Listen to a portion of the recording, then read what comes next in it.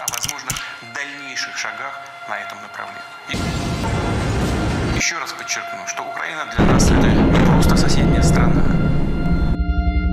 Это неотъемлемая часть нашей собственной истории, культуры, духовного пространства.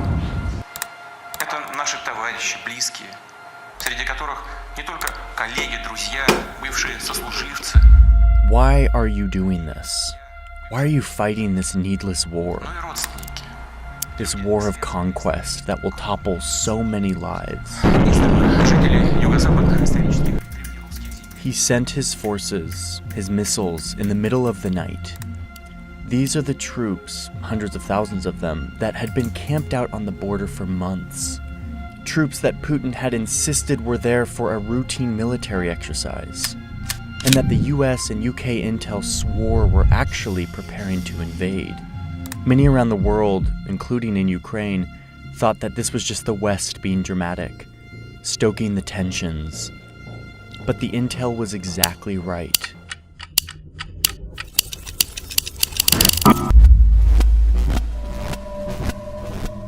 Most of those troops crossed the border last week and are now inside the country.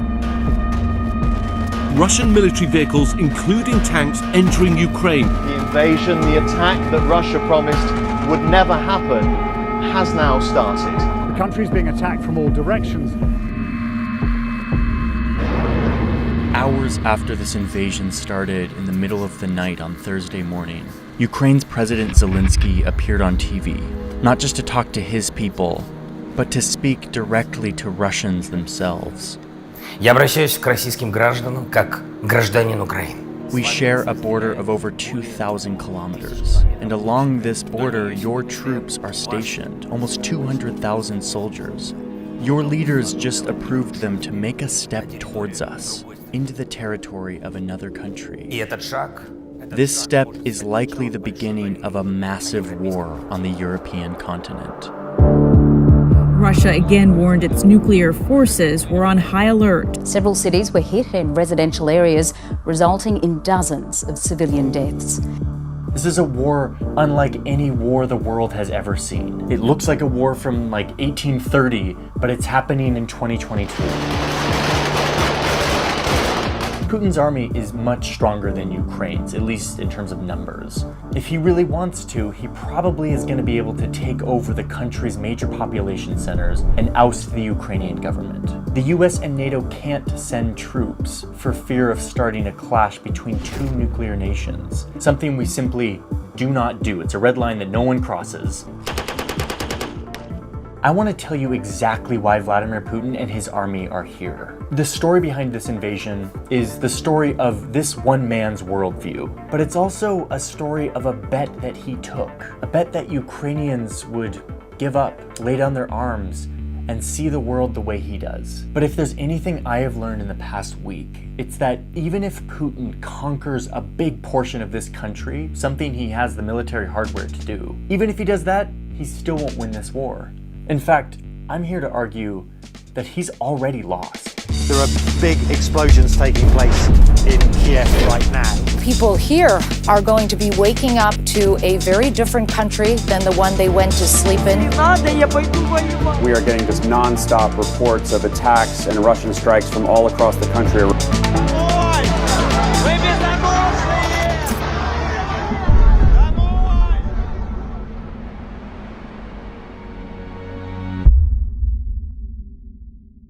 Vladimir Putin has already lost this war. And to understand what I'm talking about, you have to look at two things. Number one, what Putin said right before the invasion.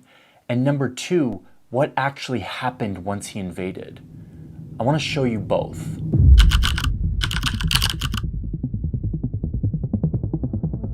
So a few days before the invasion, Putin gets on TV and addresses the nation. Уважаемые граждане России, дорогие друзья. It's this unsurprising hour-long history lecture where Putin lays out his grand, intricate argument as to why Ukraine, in fact, isn't a real country. Итак, начну с того, что современная Украина целиком и полностью была создана Россией. Instead, Ukraine was created by the authors of the Russian Communist Revolution 100 years ago. And now, Ukraine, this invented country that's just an extension of Russia itself, has been hijacked by the US and Europe, who have installed neo-Nazi thugs to run the show. Seriously, he said all of this. You can go watch the hour-long lecture if you want. According to his story, the West did this to eventually force Ukraine into their military alliance called NATO, which they will use to defeat Russia. Just like, and seriously he says this, just like Hitler did 80 years ago. But this time, Putin will make sure that Russia is ready for the invasion.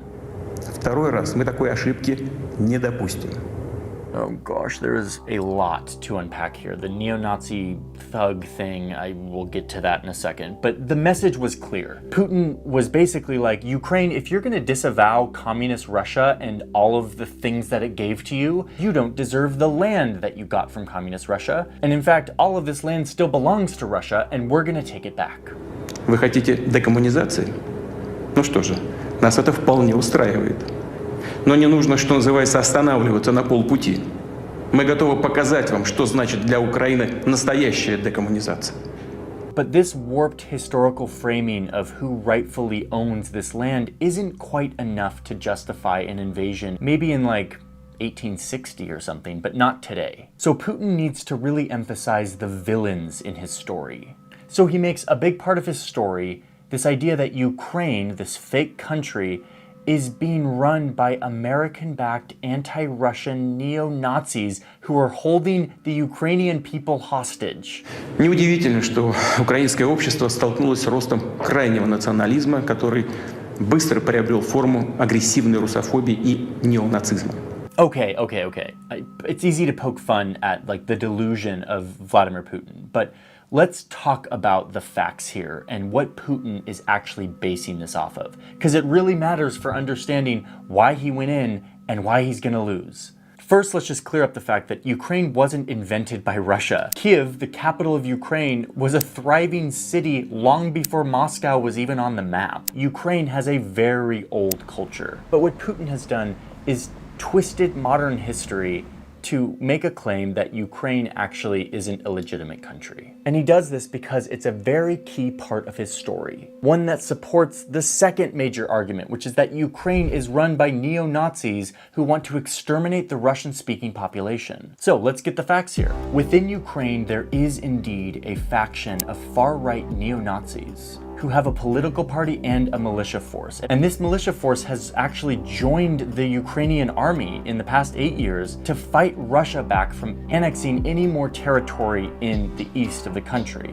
You may have remembered that Russia took over a big part of Ukraine called Crimea 8 years ago. Ukrainian forces have set up a perimeter, but it's clear that we are completely surrounded by Russian forces. Yeah, these neo-Nazi fighters, sort of nationalist guys, came up as a resistance to that. And yeah, Putin's got one thing right. These are not good people. These are literal neo-Nazi white supremacist soldiers that commit all sorts of atrocities and train children in their ideology and fighting tactics.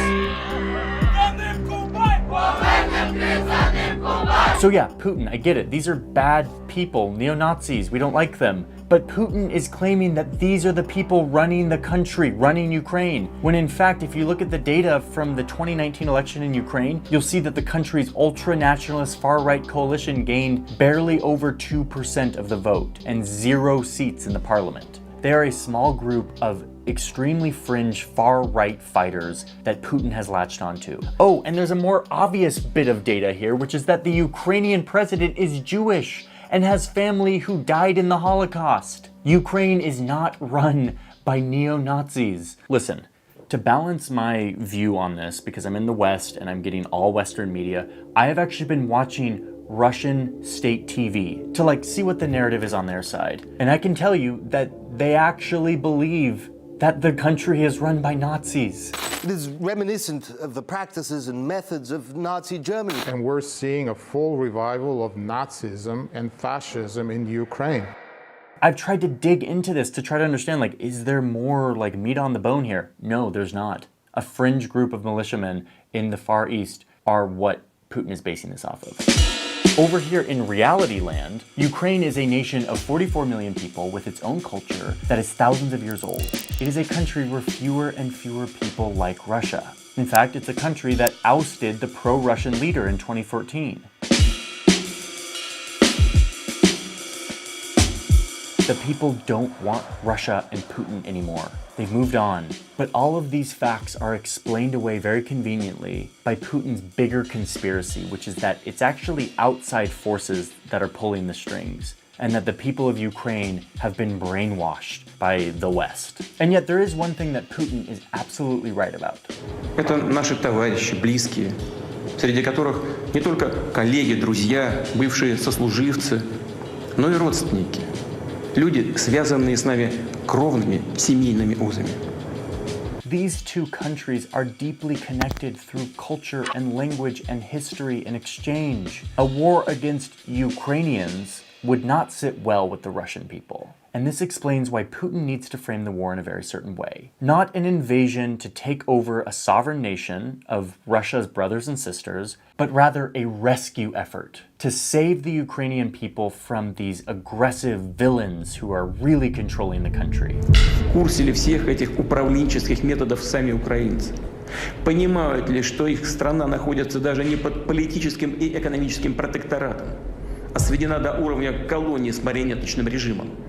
Okay, I'm about to jump into the maps and look at how the war is actually playing out and to help us understand it. But I really want us to keep in mind Putin's story, because it really will make everything click. So let's just go over it really quickly. Putin's story is really four things. Number one, Ukraine really belongs to Russia. Number two, it has been hijacked by the US and Europe, i.e. the West. Number three, the West is controlling Ukraine with its neo-Nazi puppets, also that the West military alliance called NATO can use Ukraine as a bridge to get to Russia, who they want to defeat. And all of this leads to Putin must invade to free Ukrainians and protect Russia from the West. That is it. That is the justification that Vladimir Putin has been building for years, if not decades. Повторю, наши действия – это самозащита от создаваемых нам угроз и от еще большей беды, чем та, что происходит сегодня. Minutes after this second address last week, where he laid out all of his justifications, in the middle of the night, the rockets start flying and the tanks start rolling.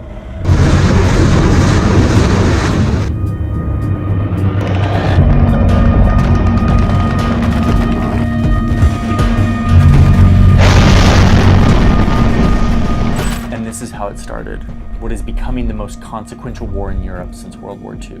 A pretend rescue effort, framed as an operation to denazify the country. Russia comes in from all sides, quickly taking over mostly rural areas, but slowly moving towards the major cities. The country is being attacked from all directions. Some of those Russian troops are heading here to the capital. In addition to tanks and troops taking over land, Russia also starts firing missiles that hit targets all throughout the country.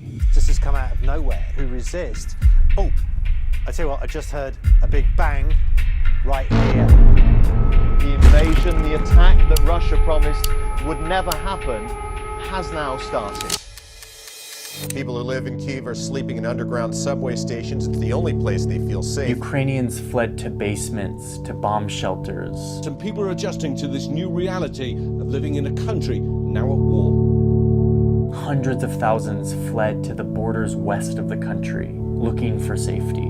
Others are taking trains to the west to get out of the country. They are fleeing into neighboring countries like Moldova, Romania, and Poland. At the city's central train station, a frantic dash as people try to escape to the west of the country.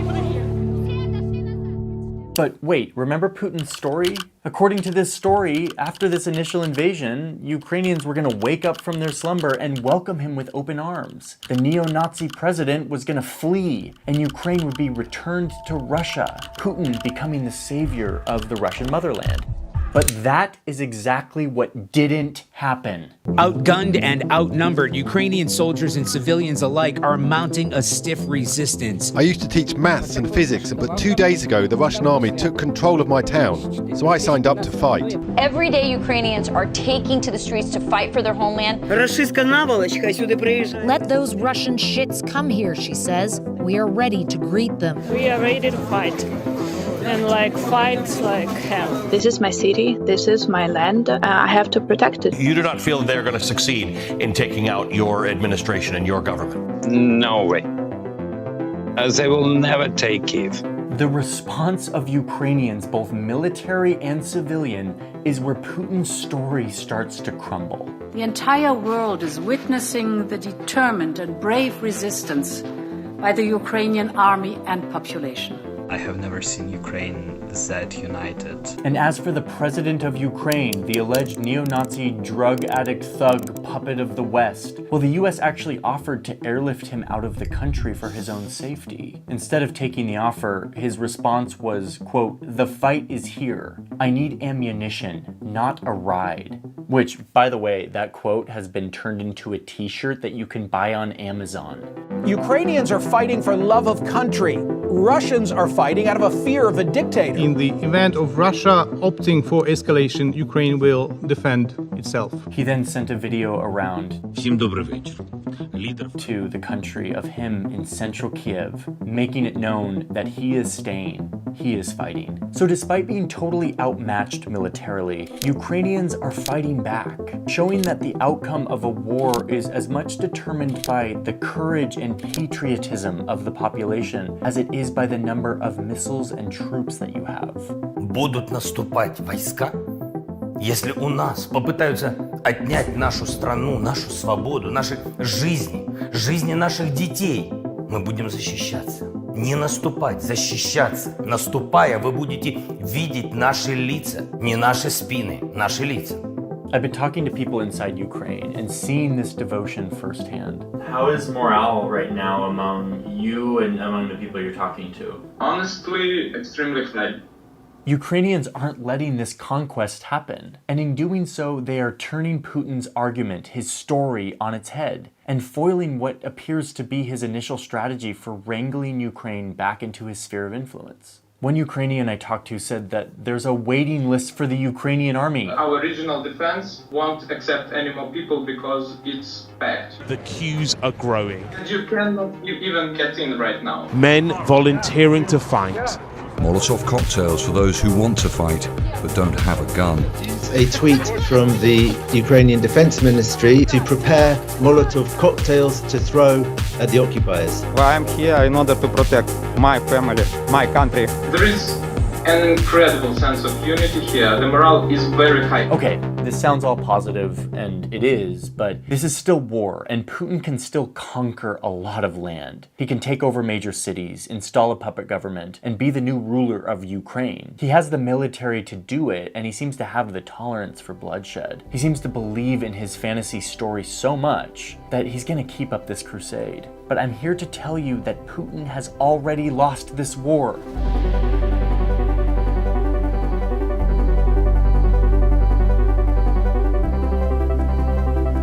I mean, let's play this out so I can show you what I mean.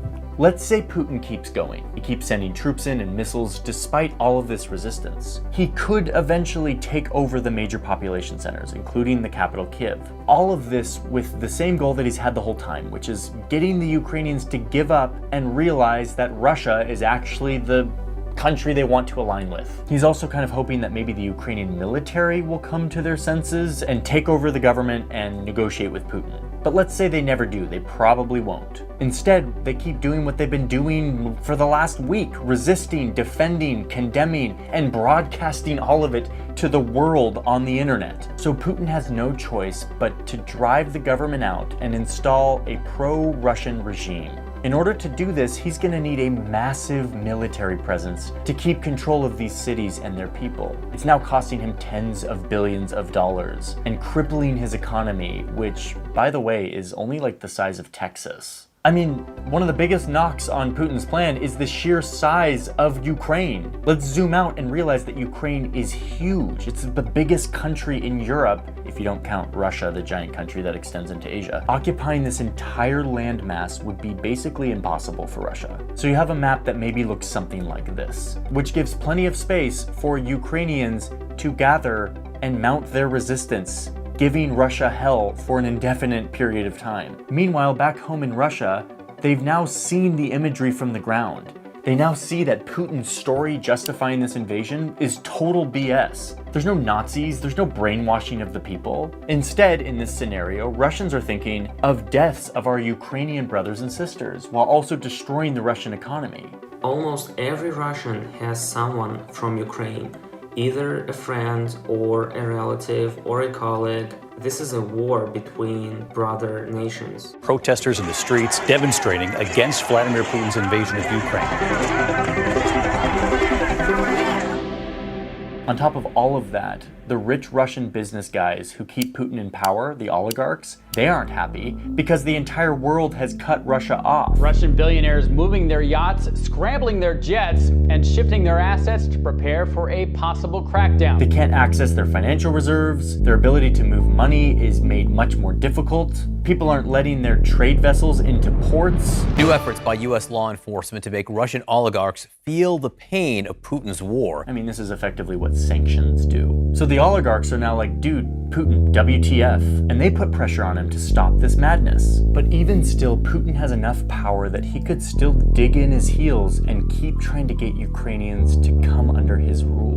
But by this point, Ukrainians are done with Putin. They see his true colors. Anyone who was on the fence before has now witnessed civilians being killed in Putin's war of choice. They won't come on his side now. The upshot here is that there's not really a scenario where Putin keeps going and gets what he wants. And that's because the story that he based this invasion off of is proving to be totally wrong. All of these assumptions that he predicated his war on turned out to be the delusions of a pseudo-history buff stuck in the logic of the Cold War, not the realities on the ground today. Add another point to the against Putin camp. Meanwhile, Putin's war has united the West and NATO like never before. NATO has a new sense of purpose, a new thing to rally around, something they've been looking for since the end of the Cold War. And Ukraine, who is currently getting tons of support and weapons and money and aid and refugee support from NATO countries, is now way more likely to sympathize with the West, because now they've seen the realities of what Putin has to offer, which is falsehoods and unprovoked conflict, all in the name of some ill-defined vision of former imperial glory. Nope. It's my city, it's my hometown, it's my homeland, it's my country, and I'm not the one who should leave.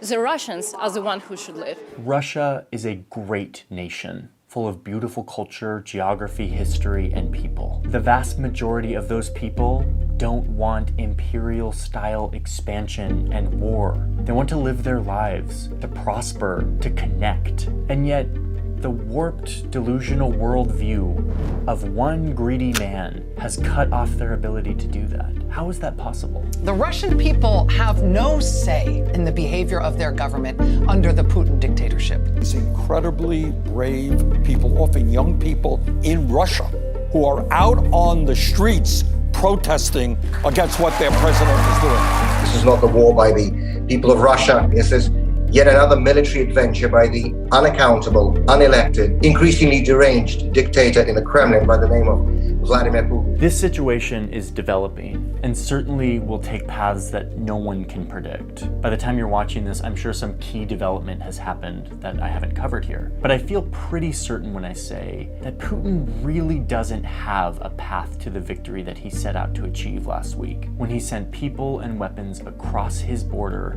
to attack his neighbors. Ukrainians, with their bold courage, have proved him wrong. I know that sounds very poetic and maybe even cliche, but in this case it's true. If someone told me a week ago I would own an assault rifle, I would not believe. So now the world will stand by and support as they continue to wage this battle for the future of their land that belongs to them, not to a Russian dictator.